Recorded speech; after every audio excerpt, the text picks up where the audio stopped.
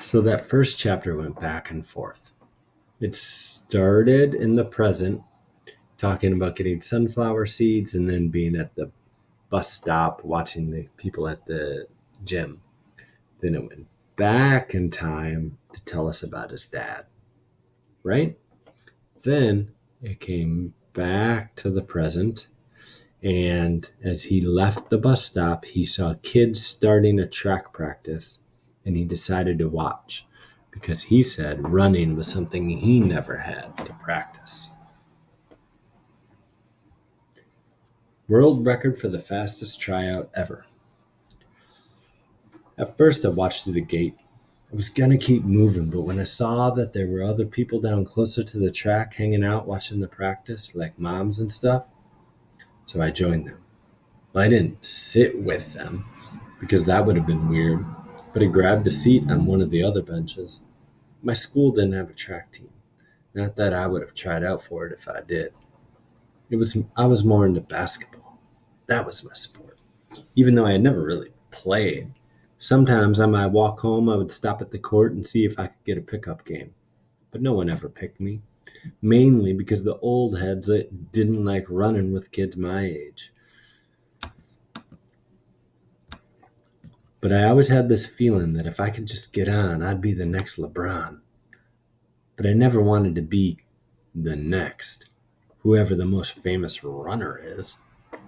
I never even thought about it. I looked in the world record book and it says someday some dude named Usain Bolt is the fastest. But I had never heard of him. My dad never watched running on TV. Are there even any famous runners? Like, seriously? I never heard of one. None. But judging from the way these kids were stretching and jumping around on the track, some of them probably had.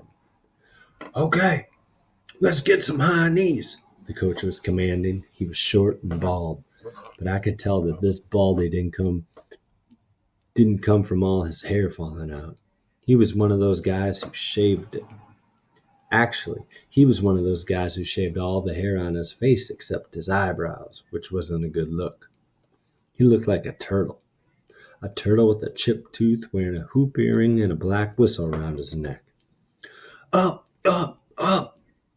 There were boys and girls around my age, everybody dressed in shorts and t-shirts, holding their arms out in front of them, doing a jump march kind of thing, slapping their knees on their hands.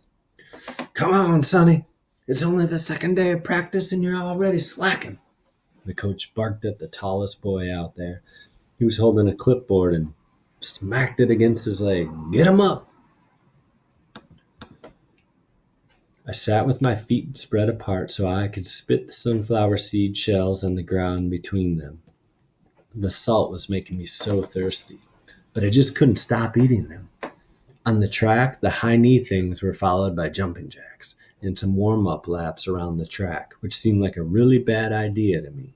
I mean, why would you run to warm up? Like, you'd be tired before it's even time to race. Duh. Then all the runners gathered around the turtle-faced coach. Listen up, he said. If you are on this track, you have either already been part of the defenders or you have been recruited to be part of the defenders. He was talking to them like they had just joined the army or something. I'm sure all of you know what that means. But in case you don't, it means that you are part of one of the best youth teams in the city. We are the people the top high schools come to for talent. And if you go to a good high school and you do well on a good team, guess what? You might even get to go to college for free. Don't nobody go to college for free to run no races, I thought to myself, spitting a shell out. I hate when they get stuck in your tongue and you got to do all the spit flick thing. So annoying. A weird looking kid. I can't really explain what he looked like. Well, let me try. You know, I always said Mr. Charles looked like James Brown if James Brown was white. Well, this kid looked like a white boy if a white boy was black. Wait, That doesn't make any sense. Let me start over. His skin was white, like the color white, and his hair was light brown. But his face, it looked like a black person's. Like got to put the brown in him. Wait, is that like Mr. Charles or not? Forget it. Anyway, the boy raised his hand. Yes, Lou, the coach said. Is it true that you ran in the Olympics? The kid asked. Is it true that you don't? The coach shot back, playing him out. The boy called Lou stood there like he just got slapped in the face by one of Charlotte Lee's rubber ducks. Like he didn't know what to do. He stammered, not sure what to say. Don't you worry about what I've done. Worry about what you want to do. If you stick with me, I can get you there. The coach wiped spit from the corners of his mouth. Now, he said, looking at his roll sheet, let me see. What can we do with you newbies? Lou, Patina, Sonny, on the line. The three newbies hustled down to the other end of the track. So do you guys get that, like, Ghost is sitting there on the side of a track watching these kids practice, and the author's describing the practice now. Lou, you're up first. 100-meter on the whistle, the coach directed. The weird-looking dude, Lou, was decked out in the flyest gear. Fresh Nike running shoes and a full-body skin-tight suit, like a superhero. He wore a headband and a gold chain around his neck, and a diamond glinted in each ear. All the other runners stood off to the side as the coach put the whistle in his mouth. He held a stopwatch in the other hand. Ready? He said through his teeth. Then came the short squeak. Beep! And Lou took off. It was quick. I mean, this kid was really fast. And when he got to the end of the straightaway, a woman who was sitting on the bench on the other side of the track jumped up and squealed and clapped like this dude was some kind of celebrity or something. I was impressed. Not enough to clap, really. I was just happy something unboring was finally happening. But definitely impressed enough to stop sorting the seeds in my mouth until he was done. Nice job, the coach said as Lou trotted back over to the side like a pro, like this was no big deal and he knew it. He glanced over at me. I spit shells on the ground. The coach also called out a time and scribbled it down, but I didn't catch it. Next up was this big, goofy-looking kid the coach called Sonny. He was the one getting yelled at when I first got there about not kicking his legs up high enough in the warm-up. To be honest, he didn't look like he could even walk in a straight line. So I figured this was going to be pretty funny. Sonny got in position, closed his eyes, and took slow, deep breaths. Then the coach blew the whistle, and off he went. I could tell he was pushing as hard as he could, but he just wasn't going nowhere. It was like he was running into the wind, even though it wasn't a windy day. Like his shoes weighed a ton or his bones were heavy or something. Nobody cheered for him, and a few of the other kids even laughed. We will see who's laughing when we get to the mile, the coach barked at the laughing runners. They all cut it out quick. Sonny loped over and joined the group, unfazed. He didn't even mind that he had run the slowest I had ever seen anyone run. His sprint was like a jog. My mother probably could have smoked him. Mr. Charles might have even burned him up. And he's like 1,000 years old. The coach gave Sonny a nod, then turned to the next person, a girl. Next up, Patina. The Patina girl was tall and sprang up and down on her toes, rolling her neck and shoulders, I guess to loosen up. Her hair was yanked back in a stubby ponytail with lots of frizz around the edges. When the coach blew the whistle, Patina broke out in a flash, zooming down the track, definitely faster than Sonny, but not quite as fast as Lou. Still, I was impressed. I mean, I don't know a whole bunch of girls who can run that fast. Actually, I don't know a whole bunch of girls who run at all. They always be trying to be cute in school, but I ain't mad about that. Y'all vets better look out for this girl. She runs the 800 like it's a skip down the block, the coach said, giving Patina a high five. If anybody complimented me like that, I'd be trying hard not to smile, but would probably slip a little one in. But Patina, she just kept it cool and got back in line like it was nothing. I could tell she was no joke. After Lou, Sonny, and Patina ran, the coach told all the other runners, the vets, to line up and show the newbies how it was done. So on it went, the whistle blowing one by one, boys and girls on the line sprinting down the straightaway, each of their times being recorded. Some were faster than the others. Actually, most of the vets were pretty fast. But nobody was faster than that pretty boy, Lou. Nobody. And the coach kept saying stuff like, Lou's the one to beat, which was kind of pissing me off because, I don't know, it just made me think about this kid Brandon at school who always picked on me. Not even just me, though. He picked on a lot of people. And didn't nobody ever do anything about it. They just said stupid stuff like, can't nobody beat him. Same kind of rah-rah this bowling ball coach was kicking about this kid, Lou. It's just, he was fast. But honestly, he wasn't that fast.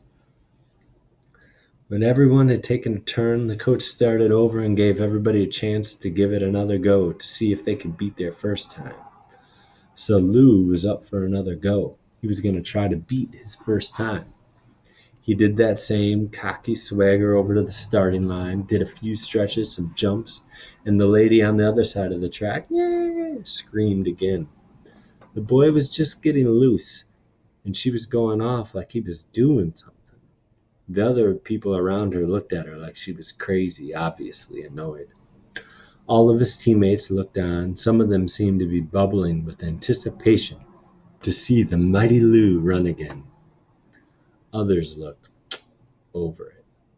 That's probably how I looked. That's definitely how I felt. Over Lou, over Brandon, and over anybody else who thought they were unbeatable. Not to mention, I was all out of sunflower seeds, so I had nothing to hold me back from getting up and showing him that he really wasn't all that. And that I ain't never had a running lesson in my whole life. And I could keep up with him, if not beat him. So I stepped over all the sunflower seed shells that had piled up between my feet like a mountain of dead flies, and walked, not on the track, but just beside it on the grass. And I lined up next to Lou, who had now dropped into his on your mark stance. I didn't need to do all that. I just needed to roll up my jeans, so he's wearing blue jeans, and tuck my laces into my high tops, and I was good to go. Coach Turtleface noticed me getting ready to run and yelled, Kid, what are you doing? Tryouts were last week. I didn't say nothing. The coach followed up with, This is a private practice. I still didn't respond, and just started scrunching the sleeves of my t-shirt up to my shoulders. Did you hear me? Coach now asked, a little louder this time. He started walking toward me. The other kids were looking at me like most kids did. Like I was something else. Like I wasn't one of them. But whatever. Do you understand what private means? The coach jeered. I thought of a funny comeback, but kept it to myself. Yeah, man. Track is for runners, not people who want to pretend like they're runners. Pretty boy Lou jabbed, now standing straight. He looked me up and down, then flashed an arrogant grin. Just blow the whistle, I finally called back to the coach. He stopped in his tracks and glared, then he looked at Lou before continuing in my direction. He pointed a clipboard at me. Listen, you get one run, You hear me? After this, I don't want to see you around here no more, he threatened. This is serious business, you understand? I gave him the whatever face and nodded. He pointed his stupid clipboard at me again like I was scared of that. Please. Then, as the coach headed back to the finish line, Lou shook his head at me and growled, Hope you're ready to get smoked. This time I said it, whatever, and gave him my best ice grill to make sure he knew he didn't scare me. And he didn't. We were just running, not fighting. So why should I be frightened by some milk-faced running boy? Now, back at the other end of the track, the coach yelled out, On your mark! Lou dropped down to all fours again. I just put my right foot forward. Get set! Lou put his butt in the air. I leaned in. Buddy! I wish I could tell you what I was thinking, but I can't. I probably wasn't thinking nothing, just moving. Man, my legs were going. I pumped and pushed, my ankles loose and wobbly in my sneakers. My jeans were stiff and hot, the whole time seeing Lou out of the corner of my eye like a white blur. And then it was over. And everybody watching, all other runners clapped and hooted, pointing at us both. Some had their mouths open, others just looked confused. The lady on the other side of the track, not a peep. But all the people around her were standing and cheering. Lou walked in circles with his hands on his head, trying to catch his breath, panting, wheezing out. Who won? Who won, Coach? I don't know, son. It was pretty close. The coach said it like the words were sour in his mouth. I walked back over to my bench, grabbed my backpack, and to keep my part of the deal, headed out. I had made my point, and it wasn't like I wanted to be part of their dumb little club. I just needed everybody to know that the fancy white black boy wasn't all that. Kid! I could hear the coach's footsteps coming behind me. I was still trying to get my heart to stop tripping and my lungs to start working again. Kid, wait, he said, running up beside me. He was wearing those sweatpants, the swishy kind that make every step sound like paper crumpling. Who you run for? He asked. What? Who do I run for? What kind of question was that? I run for me. Who else? I replied. I stopped walking. No, I mean, what team? No team. I see. He glanced over at the track. So then, who trained you? Somebody had to train you to be that fast. Nobody. I just know how to run. You just know how to run, he repeated under his breath, followed up by, Yes, you do.